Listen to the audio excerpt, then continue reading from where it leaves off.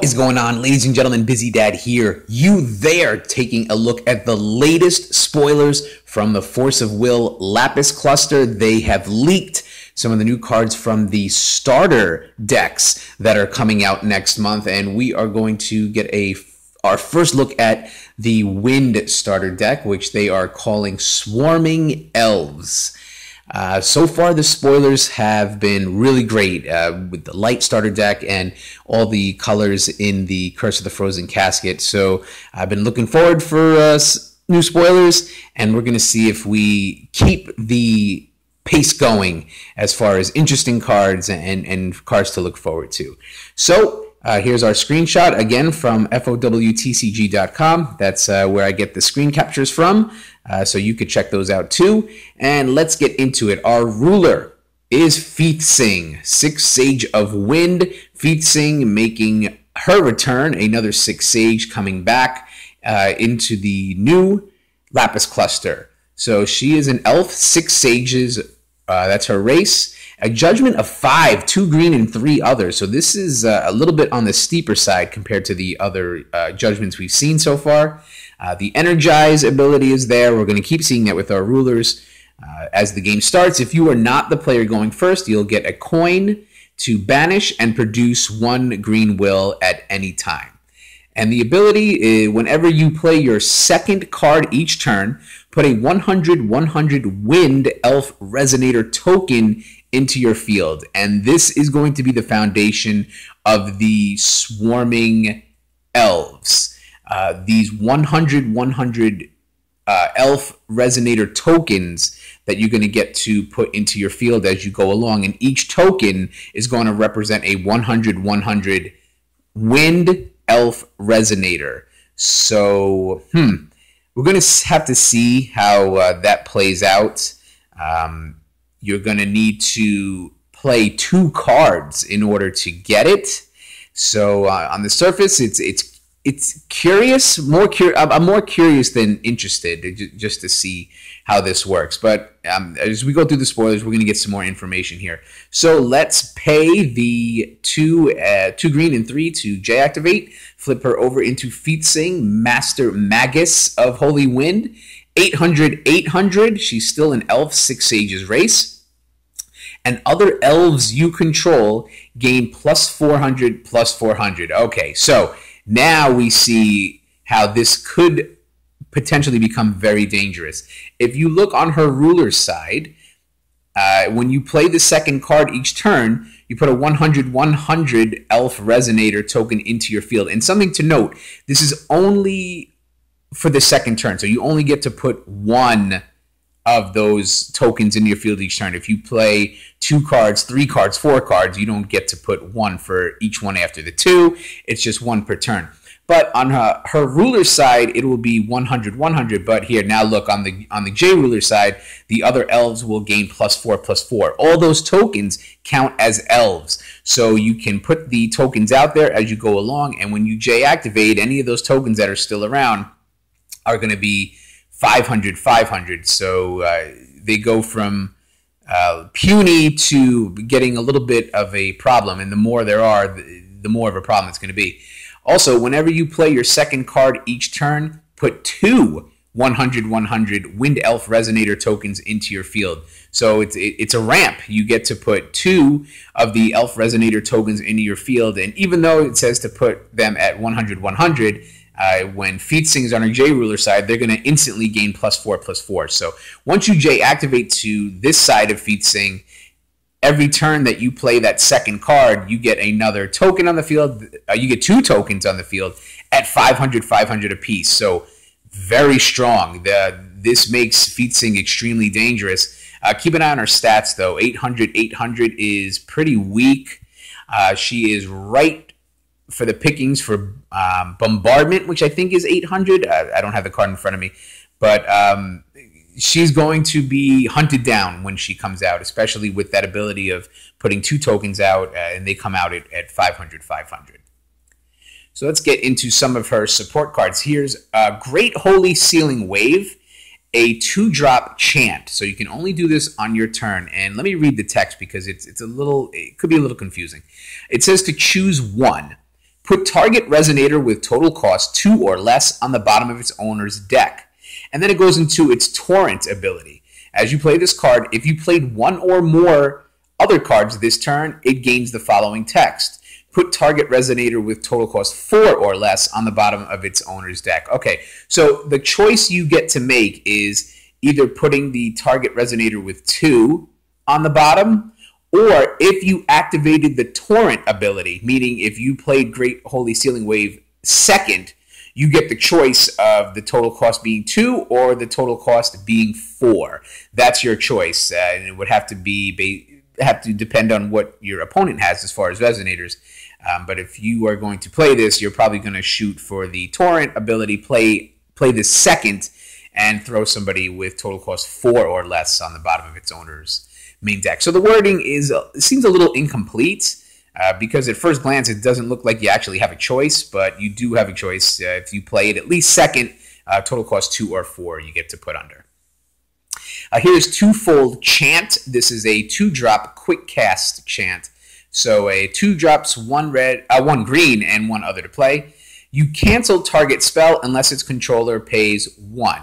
So this is basically our Wall of Wind, where you cancel it unless they pay 1 more. However, we're going to see the torrent ability here again as you play this card.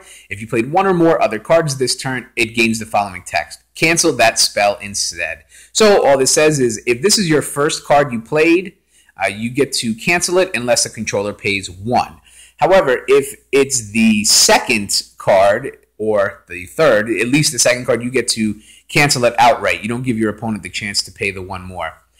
Here's why I don't like this card. They made it a quick cast, which is good. That's the good part, because the quick cast would let you be able to put this out during your opponent's turn. But the idea of a quick cast cancel, in my opinion, is to throw it out during your opponent's turn when he's about to make a move. And if this is the first card that you play on your opponent's turn, you don't get that torrent ability. You would have to play a card other than this while your opponent is going. And I think that's a tough situation.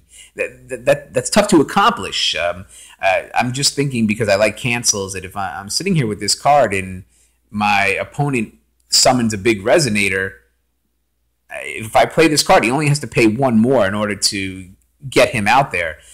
If it was the second card I played during his turn, I can cancel it outright. But at first glance, this is very disappointing and just something I don't think I would use. There's so many other options. Unless I'm missing something or there's something comes out afterward to help this out, I'm not sure. But like I said, on first glance, it's a very disappointing card. For everyone out there who's played the Grim Cluster or played Force of Will for a while, and they were going into depression because they were going to lose the Elvish Priest when the Grim Cluster phases out next month, fear not, because here is the Sacred Elf, a 1-drop elf resonator, 200, 300. You rest it to produce a green will. This was the Elvish Priest back in the Grim Cluster. It was spammed nonstop. So many first turn plays was to put out an Elvish Priest to help ramp up the green will. So here it is. Here's your replacement, the Sacred Elf. This is an addition, Home of the Sages, 2 drops, 1 green and 1 other to play, and you can rest it to produce any of the colors. Play this ability only if you played a card this turn. So the theme of being rewarded for playing minimum 2 cards on each of your turn. If you only play 1 card, you cannot rest this to produce any of the other colors. You have to have played a card before resting it. So you can't just rest this right off the bat. You have to play a card and then you can rest it. You can also rest, pay 2, and banish this card to draw a card. Steep price, but maybe if you're just in a desperate situation where drawing a card can get you out of trouble or keep you from losing, I guess you could use that. Here's the Spirit of Wind, a 2-drop spirit resonator, 500, 500 with flying. And when this card enters your field, if you played 2 or more cards this turn, recover target magic stones. So again, this has to be your second card in order to reap the benefits here. If you play this first, it's a 5/5 flyer. If you play it second, then you get to recover a target magic stone. The Torrent Elf, a 2-drop elf resonator, 1 green and 1 other to play, 500 attack, 600 defense. When this card enters your field, if you played 2 or more cards this turn, draw a card. So the theme is playing more than 1 card. If you play this card first, it just comes in. But if it's the second card you played, then you get to draw a card. This is Tama, Familiar of Holy Wind, another very familiar face from the Grim Cluster. 200, 1-drop cat or familiar resonator. When this card enters your field, draw a card, always very good. And you could banish this card, and it will deal 200 damage to target resonator. Along with Elvish Priest, the original Familiar of Holy Wind was another favorite in Wind decks to play right away. And I like it. I like coming in right off the bat and drawing a card. Whispers from the Wind, a 1-drop quick cast chant. You can play this at any time. Reveal the top card of your deck. This turn, you may pay 1 green less to play your next card if it shares a name with the revealed card. Draw a card. So just to break this down, you play this, you play the Whispers from the Wind, play this card, and you get to reveal the top card of your deck, and then you get to draw a card afterwards. So whatever you reveal, you're drawing, and you automatically get the discount to pay 1 less to play that card this turn. So it's a nice little bonus because it's basically a free card. You play it for the 1, you look at the top card, and then any other copies of that card, you'll pay 1 less for that turn. You're automatically getting that top card because you get to draw it. So if it's something where you have another copy in your hand, then that's kind of cool. You get to play both for 1 less if possible. This is a good way to get to that Torrent ability because you play the card and then you get to take the top card, get a discount on it, and it could trigger the Torrent because it would be the second card you play. So I kind of like this one. The only negative is you have to reveal the card, so your opponent kind of knows what you're drawing into and can maybe prepare for it or cut you off if possible. Here's Vampire Hunter Christie, a 4-drop, 2 green, 2 other, 1,000 elf resonator.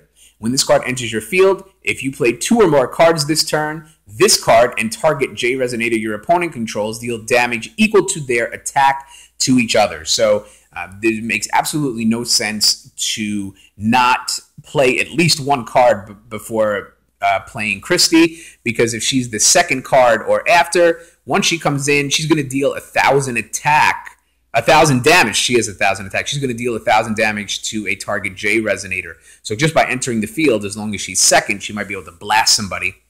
And for 1 green, this card gains +2/+2 until end of turn. Play this ability only if your J ruler is Fiethsing, 6 Sage of Wind, or Fiethsing, Master Magus of Holy Wind. So just to keep in mind, you have to have Fiethsing to be able to pump her up +2/+2. But that top ability, when she comes in, as long as she's the second card or later, to deal that 1,000 damage is pretty good. Arya, the Friendly Vampire. 3 drops, 2 green, 1 other to play. She is a vampire, 600 with the Barrier ability. For 1 dark, this card cannot be targeted by darkness spells or abilities your opponent controls. So, I like it. I like having that barrier option, but I'm down on the fact that it really only protects her from being targeted by darkness spells or abilities, especially since it's costing you the dark to pay for the barrier ability. This is a green deck, so to mix in the dark, okay, that's fine. I would have liked to have seen her be full barrier, can't be targeted by any spells or abilities, but all right, it's a little perk. Other Wind J resonators you control gain +2/+2. So, wow, this is strong. Arya is going to pump up your entire board if you keep to the spirit of this deck. All other Wind J resonators, that includes Fiethsing too. So everyone's getting a pump. Oh man, all those Elf Wind Resonator tokens that Fiethsing is making 5/5. If Arya's out there, now they're going to be 7/7. So you can see how the token swarm is going to be a real pain. Could be another Croco Shark infestation. if you get the cards to stick. So Arya is going to be another one that your opponents are going to be going after. Finally, we're looking at the Wind Magic Stone. It's all right. I like the Light Magic Stone a lot better. Artwork's okay. I don't hate it, but I don't love it. So guys, that is it. A first glimpse of the Wind starter deck, the elves, the Swarming Elves with Fiethsing as the ruler. You know, at first glance, I'm just a little disappointed. Being pressured to play 2 cards on your turn to get benefits and get the Torrent ability. I would be okay with it if there were more 1-drop cards. We really didn't see that many. We only saw 2 or 3. Maybe there'll be more in the deck, or maybe you can combine this with another color that has some 1-drops. But for stressing so much on playing more than 1 card, there really aren't 1-drops to kind of get the flow going and get the rhythm and get the tokens. But you know what? This is just a first look. Maybe they'll make up for it with the rest of the cards down the road. So we're going to be optimistic, guys. But let me know what you think. Did you like these? Did you not like these? Are you with me? Are you against me here? Comment below, like, share, subscribe, and we're going to have more videos and spoilers and you name it. So guys, thanks for a few minutes, and I'll talk to you soon. Bye.